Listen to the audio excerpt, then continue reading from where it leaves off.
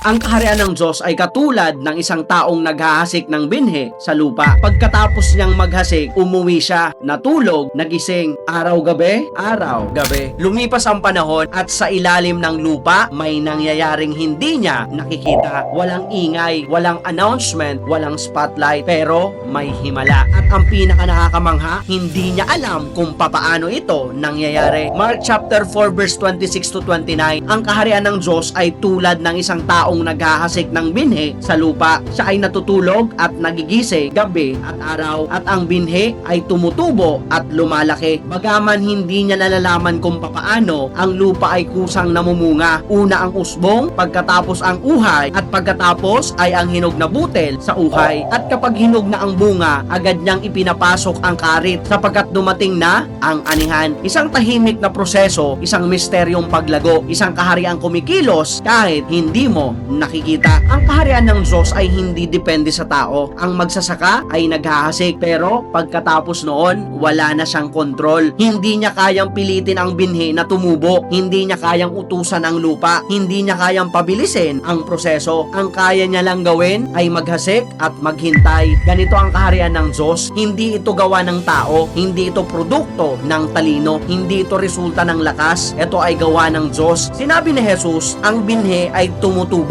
Bagaman, hindi niya nalalaman kung papaano. Ito ang misteryo. Habang ikaw ay natutulog, ang Diyos ang kumikilos. Habang ikaw ay naghihintay, ang Diyos ay gumagawa. Habang pakiramdam mo wala nang nangyayari, may nangyayaring hindi mo nakikita sa puso mo, sa buhay mo, sa sitwasyon mo. Sinabi ni Jesus, una, usbong. Pagkatapos, uhay. Pagkatapos, hinog na butil. Hindi agad bunga, may proseso. Ganito rin ang kaharian ng Diyos sa buhay natin. Hindi ka agad magiging mature. Hindi agad mawawala ang lahat ng kahinaan mo. Hindi agad magiging perpekto ang lahat. Pero kung nananatili ka, lalago ka. Step by step, unti-unti at totoo. May mga panahon sa buhay na parang walang nangyayari. Nagpe-pray ka, parang walang sagot. Nagbabasa ka ng salita, parang walang impact. Nagsisikap ka, pero parang walang resulta. Pero ang talinhagang ito ay nagsasabing hindi ibig sabihin na tahimik ay walang ginagawa ang Diyos.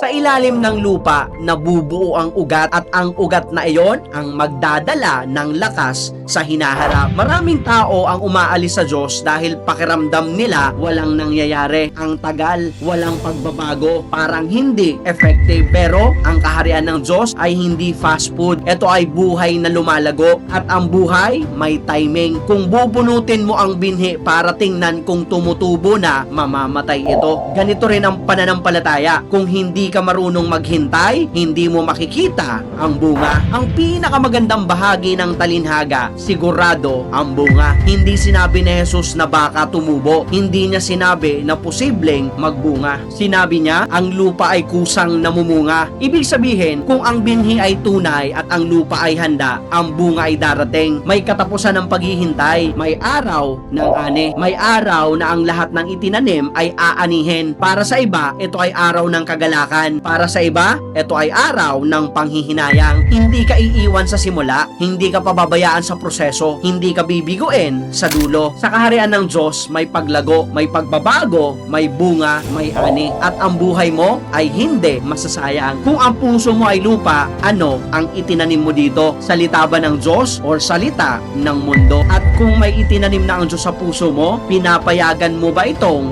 lumago or pinipilit mong kontrolin ang proseso? Ang kaharian ng Diyos ay hindi komplikado. Maghasik ka ng pananampalataya, magtiwala ka sa Diyos, manatili ka sa Kanya, at hayaan mong siya ang gumawa ng hindi mo kaya gawin. Isipin mo ang isang binhi sa ilalim ng lupa. Madilim, tahimik, walang nakakakita. Pero doon, may himala, may buhay na sumisibol. At isang araw, sisibol ito sa ibabaw ng lupa at makikita ng lahat ang bunga. Ganito ang kaharian ng Diyos sa buhay mo. Ngayon, maaaring hindi pa halata. Ngayon, maaaring tahimik pa. Ngayon, maaaring wala pang bunga. Pero kung ang Diyos ang nagtanim, darating ang araw ng ani. Kaya, huwag kang susuko, huwag kang aalis, huwag kang mawawalan ng pag-asa, dahil ang kaharian ng Diyos ay kumikilos kahit hindi mo nakikita. At kapag dumating ang araw ng ani, ang maliit na binhi ay magiging patunay na ang Diyos ay tapat at ang kanyang kaharian ay totoo, at ang iyong pananampalataya ay hindi